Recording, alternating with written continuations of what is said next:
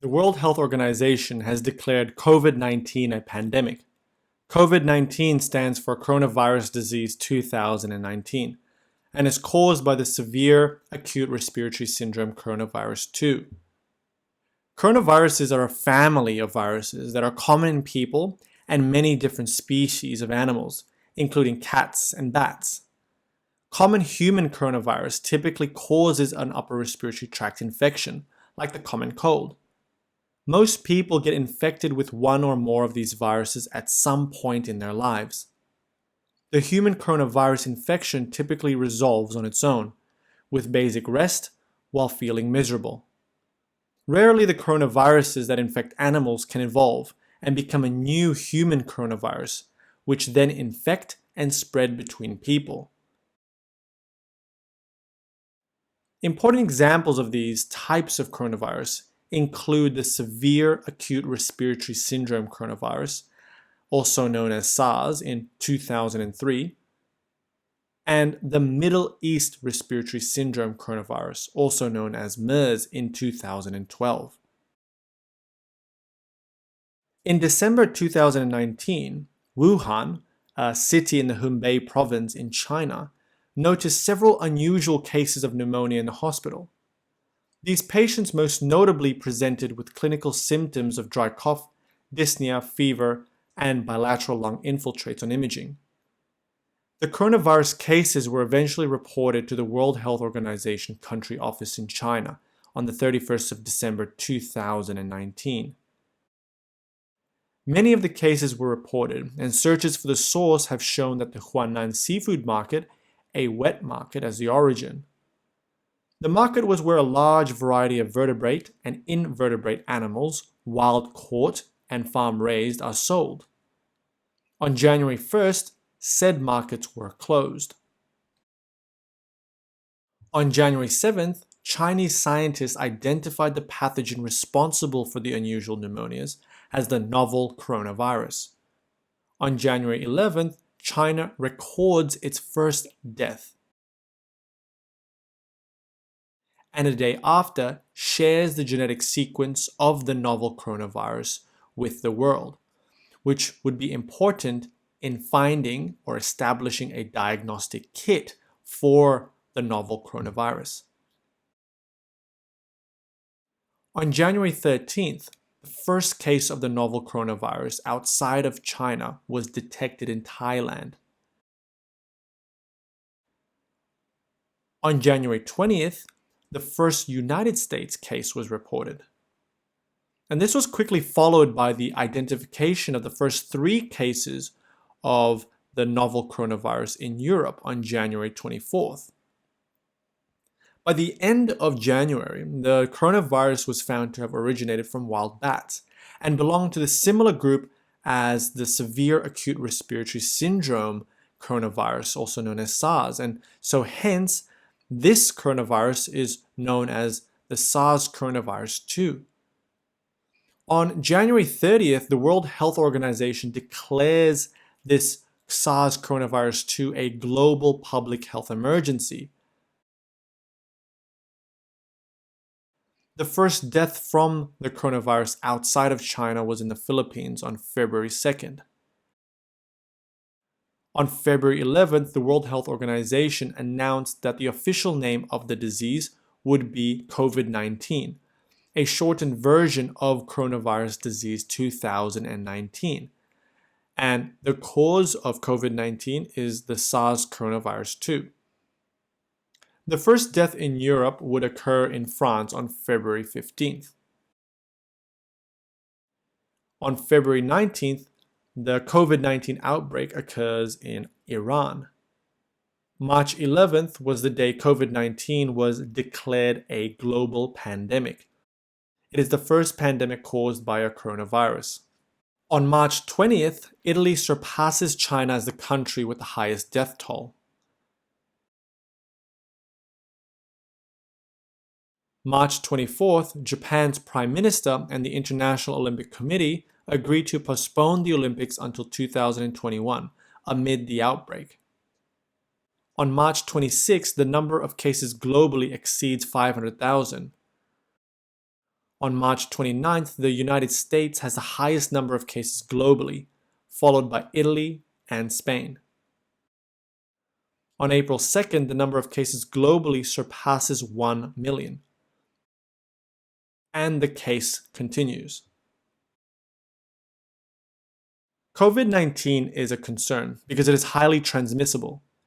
Preliminary reports suggest that the reproductive number, the number of people that an infected person will infect on average, is approximately 2.2. The reproductive number is basically used to reflect how infectious a disease is. The higher the number, the more infectious the disease. If we compare COVID-19 to the common cold caused by influenza, the reproductive number is about 3. For smallpox, it's about 6, and for measles, it's about 9 to 18. And so the higher, the more contagious the disease is. The number of cases of COVID-19 is increasing at a rapid rate.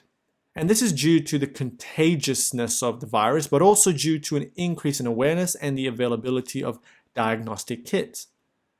As of April 6, 2020, COVID-19 has affected more than 1,300,000 people and has killed over 70,000 people worldwide and carries a mortality rate of around 5.5%. But remember, the mortality rates varies between countries. Italy, for example, had a mortality rate reach up to 10%. To put this into perspective, if you compare these figures to the other coronavirus outbreaks, the SARS, for example, in 2003, had over 8,000 cases with a mortality of about 9.5%, and MERS, just over 2,500 cases with a mortality of 35%. Despite having a lower mortality rate than its predecessors, 5.5% is still very significant, especially with the rapidly growing number of cases. You can imagine for every 100 cases, around 5 people may die. If we compare these statistics to the seasonal flu caused by the influenza virus, which affects millions, the mortality rate is less than 0.2%.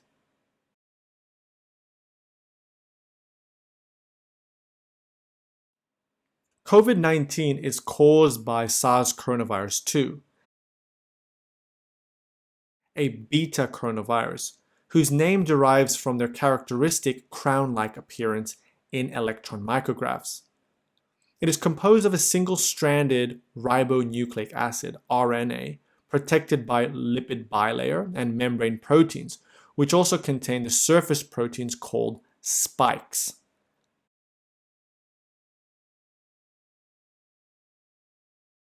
The virus targets and infects the respiratory system and is transmitted by contact, droplets, and fomites from another infected person who is symptomatic or even asymptomatic.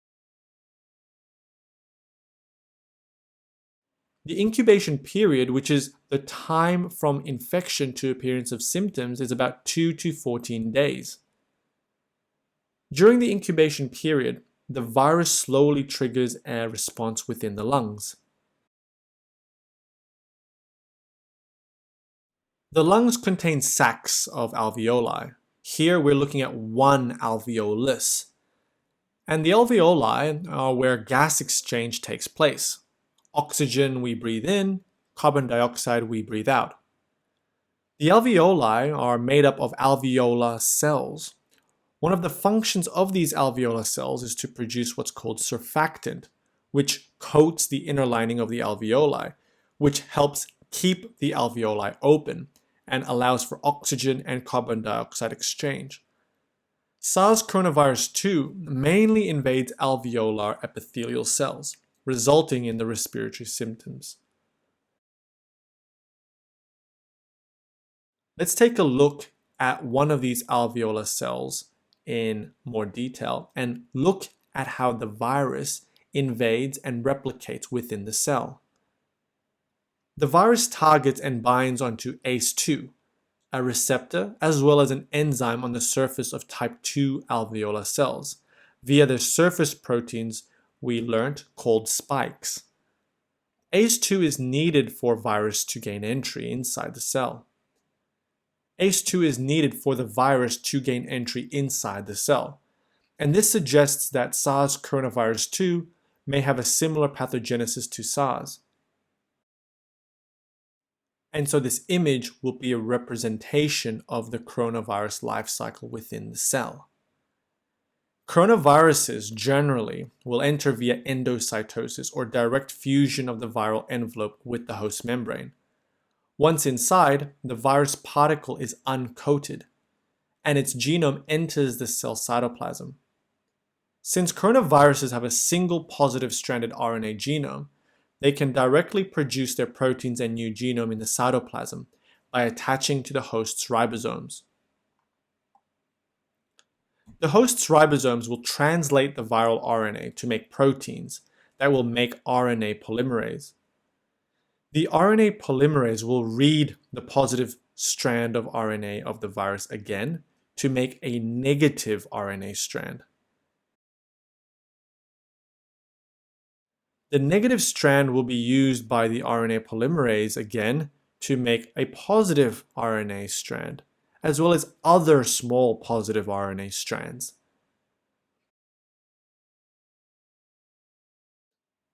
These small RNA strands will be read by the host's ribosomes again in the endoplasmic reticulum to help make the structural components of the virus. The endoplasmic reticulum will transfer these accessory and structural proteins into the Golgi apparatus, where it will be nicely packaged up with the positive RNA strand formed to form essentially a new virus. These progeny viruses are then released from the host cell by exocytosis through secretory vesicles. While the virus is self-replicating in the alveolar cells, it also damages it, and this will initiate the inflammatory response. Injured alveolar cells release interferons, cytokines, as well as its intracellular components. Interferons act in a paracrine manner and have numerous effects on the surrounding cells, preparing them to ward off viral infection. The primary function is to induce protection against viruses in neighboring non-infected cells.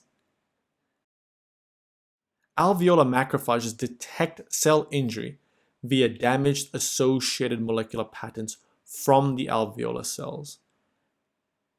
They also respond to the cytokines released by injured alveolar cells. This causes the alveolar macrophages themselves to secrete cytokines such as TNF-alpha, interleukin-1, interleukin-6, and interleukin-8, as well as other chemokines.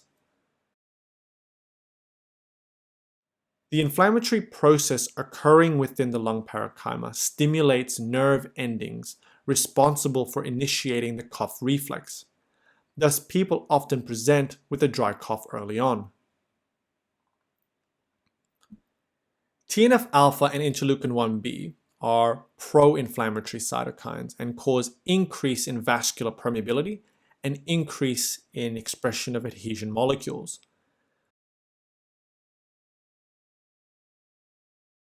This allows recruitment of more immune cells, including neutrophils and monocytes. They will bind to these adhesion proteins and enter the site of injury. Interleukin-8 will recruit neutrophils, and the other chemokines will attract monocytes.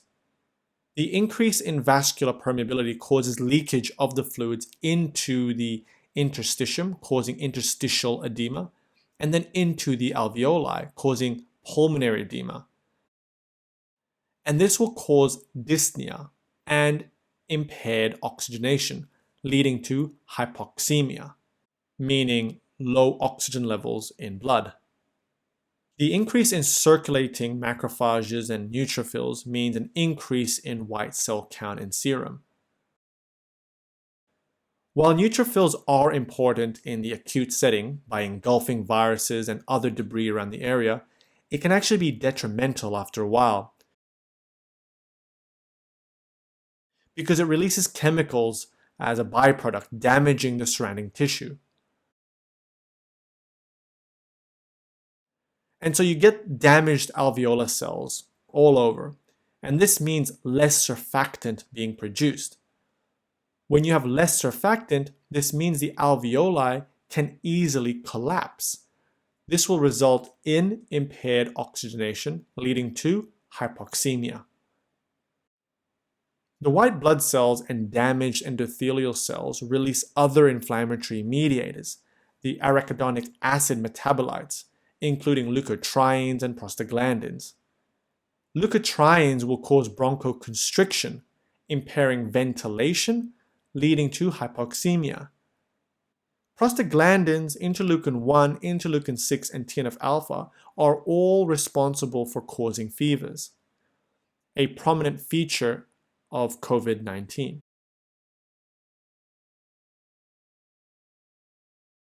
Decreased oxygen levels in the blood will stimulate chemoreceptors in the aortic arch, the carotids, as well as in the brain. Stimulated chemoreceptors will then stimulate the cardiopulmonary centers in the brain to tell the lungs to breathe more in order to increase oxygen levels in the blood, and also tell the heart to pump faster to deliver oxygen to the body. And that is why patients who have hypoxemia are usually tachypneic as well as tachycardic. Just remember that some people can be infected by the virus and be asymptomatic because their immune system keeps it in check, or they can develop only minor symptoms such as cough and a bit of shortness of breath and small fever.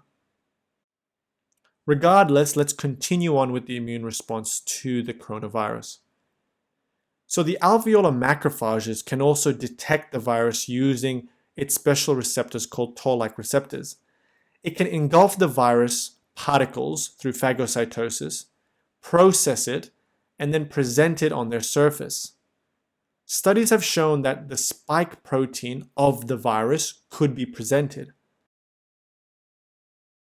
By presenting the spike viral proteins, specific T cells may recognize this and mount an adaptive immune response, consisting of B cells, or the plasma cells, which then will produce antibodies against the viral spike proteins.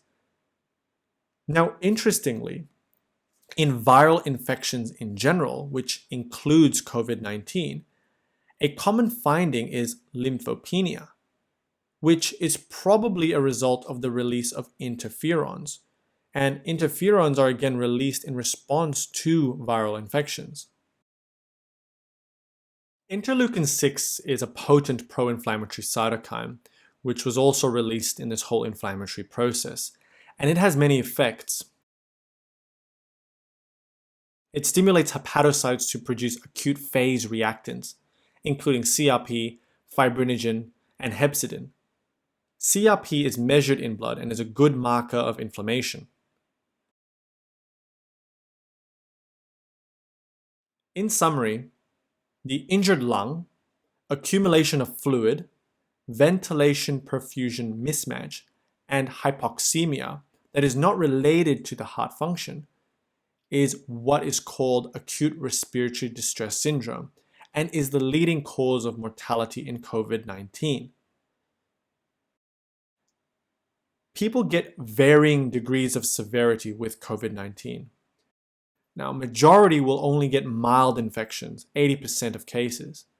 About 15% of cases get severe disease with dyspnea, hypoxia, and lung changes on imaging, while 5% are actually critically ill, with respiratory failure from acute respiratory distress syndrome we described, shock, or multi-organ dysfunction.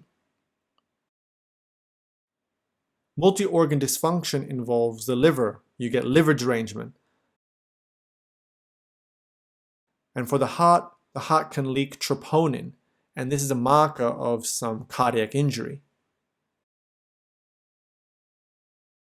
Some people with severe COVID-19 have laboratory evidence of an exuberant inflammatory response, similar to cytokine release syndrome. Let's talk about the clinical manifestation and presentation. The median age affected ranges from 49 to 56 years of age. Interestingly, children are typically asymptomatic or present with mild symptoms. Males and females are equally affected. The symptoms, as described earlier in the pathophysiology section, include, from most common, fever, fatigue, dry cough, anorexia, myalgias, dyspnea, and sputum production.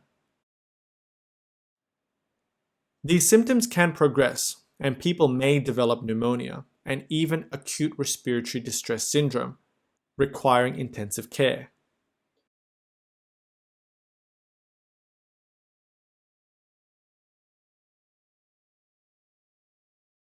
The global mortality rate is over 5.5%. The mortality rate increases with age, increases above 60 years old with significant increase above 80 years of age. Mortality rate also increases with comorbidities, including diabetes, heart disease, chronic kidney disease, and chronic lung disease. It is important to note that estimated case mortality rates should be treated with extreme caution as the situation is evolving rapidly. Investigation findings of people infected with SARS Coronavirus 2 are lymphopenia, and we learned why. However, if one has pneumonia or severe cases, most of them will develop leukocytosis, elevated white cell count, elevated liver transaminases, elevated lactate dehydrogenase, and elevated CRP. A chest X-ray is important in all patients with suspected pneumonia. You can get unilateral lung infiltrates or bilateral lung infiltrates in severe cases.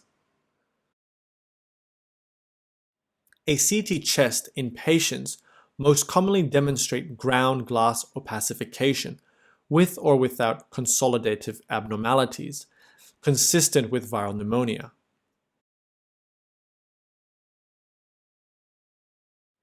Diagnosis of COVID-19 is made with nasopharyngeal and oropharyngeal swab or wash, PCR, identifying the COVID-19 viral RNA, or more specifically, the SARS Coronavirus 2 RNA. The main treatment is supportive care. At present, no effective treatment is available for COVID-19.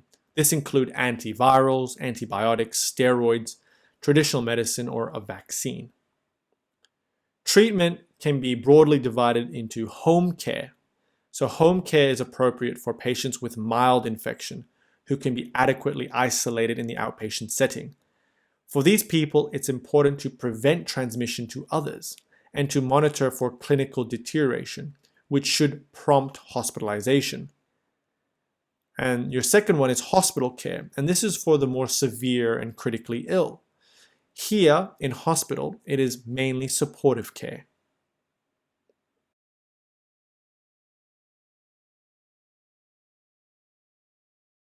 The coronavirus should not be confused with the influenza virus, which causes the seasonal flu. SARS Coronavirus 2 and influenza virus have a similar disease presentation. That is, they both cause a respiratory disease, which presents as a wide range of illness from asymptomatic or mild through to severe disease and death. Secondly, both viruses are transmitted by contact, droplets, and fomites. Thus, the same public health measures such as hand hygiene and good respiratory etiquette, coughing into your elbow or into a tissue and immediately disposing of the tissue, are important actions all can take to prevent infection.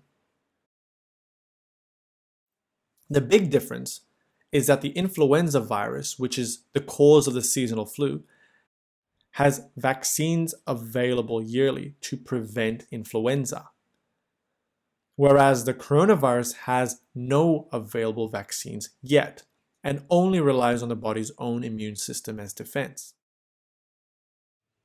And that is why public health measures against COVID-19 is very important to help reduce the spread of the disease. You have probably seen this graph hovering the internet with the y-axis showing the number of cases and the x-axis of this graph is time.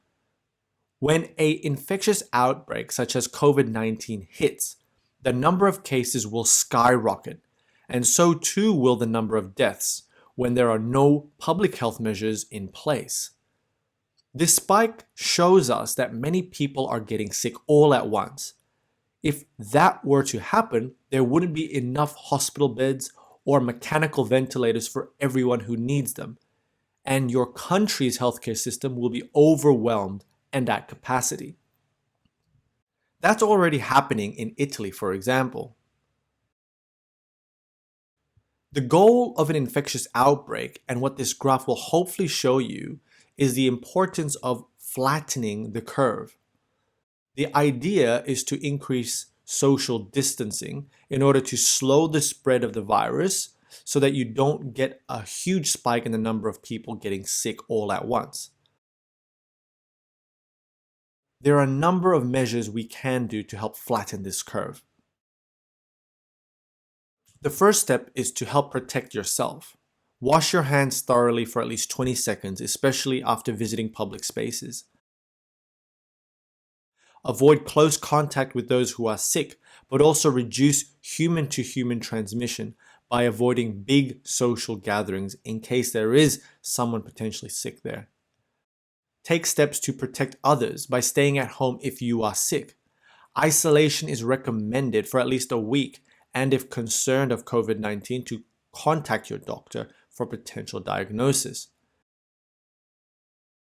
Cover coughs and sneezes with tissues. Make sure to throw the tissue away and wash your hands. Wear a face mask if you are sick. You do not need to wear a face mask if you are not sick, unless you are caring for someone who is sick. Healthcare measures done by your doctor or the hospital are also important. These include rapidly identifying cases with COVID-19. Isolating identified cases is important, and to provide optimal treatment for those patients. Contact tracing by identifying people the infected person has been in contact with, and then isolating individuals with suspected symptoms of COVID-19 and potentially diagnosing new cases again. And the cycle will continue.